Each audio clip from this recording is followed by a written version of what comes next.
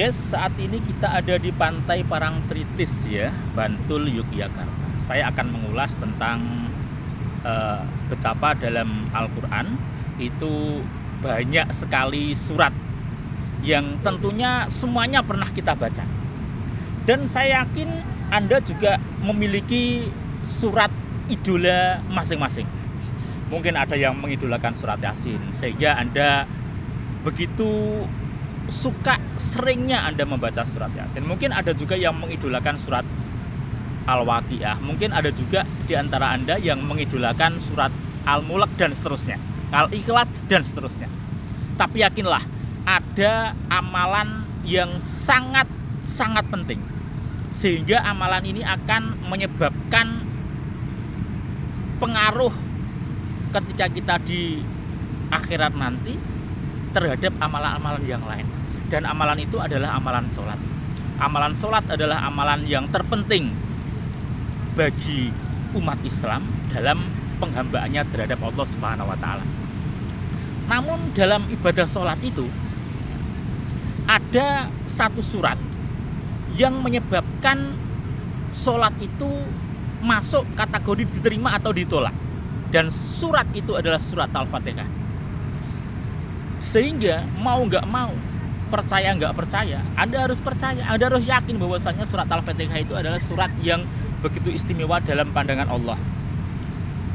Buktinya apa? Buktinya dalam ibadah yang maha penting saja, yakni sholat, maka sholat itu tidak akan diterima ketika kita tidak membaca surat Al-Fatihah. Sementara surat-surat yang lain kita baca boleh, nggak kita baca boleh. Tapi dalam sholat surat Al-Fatihah itu mutlak.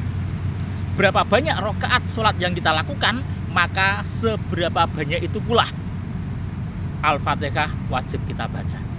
Sehingga Al-Fatihah itu disebut dengan Ummul Quran.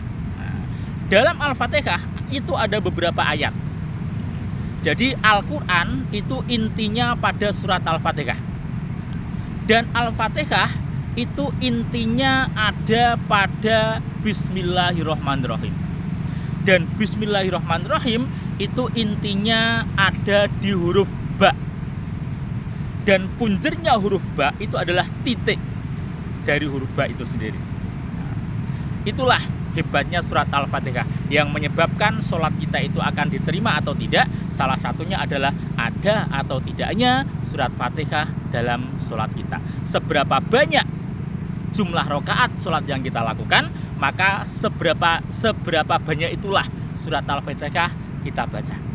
Sehingga di sini mau tidak mau kita harus mengakui bahwasanya Al-Fatihah itu adalah surat terhebat dalam Al-Quran, tanpa bermaksud untuk menafikan surat-surat yang lain. Tapi surat Al-Fatihah itu adalah surat yang istimewa. Buktinya dalam ibadah sholat yang merupakan ibadah maha penting aja, maka sholat kita akan mardud, akan tertolak ketika kita tidak membaca surat Al-Fatihah. Sehingga jangan ragu lagi untuk sering-sering baca Al-Fatihah, karena sebegitu urgennya Al-Fatihah ya.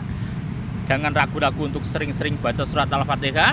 Silahkan kirimi orang-orang terdekat, orang-orang terkasih, orang-orang yang istimewa dalam hidup Anda surat Al-Fatihah. Tidak menunggu mereka meninggal dunia. Bahkan ketika mereka masih hidup, kita juga tidak masalah untuk sering-sering membaca dan mengirimkan surat Fatihah itu terhadap orang-orang kesayangan kita itu. Terlebih adalah untuk anak-anak kita. Ketika kita sudah punya anak, maka untuk keberkahan hidup mereka, sering-seringlah kita baca surat Al-Fatihah untuk kita kirimkan pada anak demi keberkahan hidup mereka fit dunya wal akhirah. Apalagi terhadap keluarga kita atau orang-orang istimewa kita yang sudah meninggal, tentu Al-Fatihah ini sangat dianjurkan untuk dibaca kemudian dikirimkan bagi mereka-mereka orang-orang terkasih dalam kehidupan kita.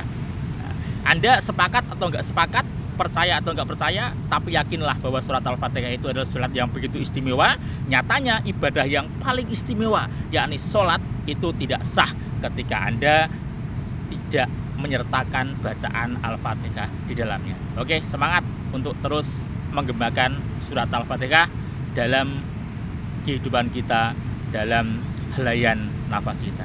Baik, sampai di sini. Saat ini kita ada di Parangtritis, di mana itu, Bantul, Yogyakarta.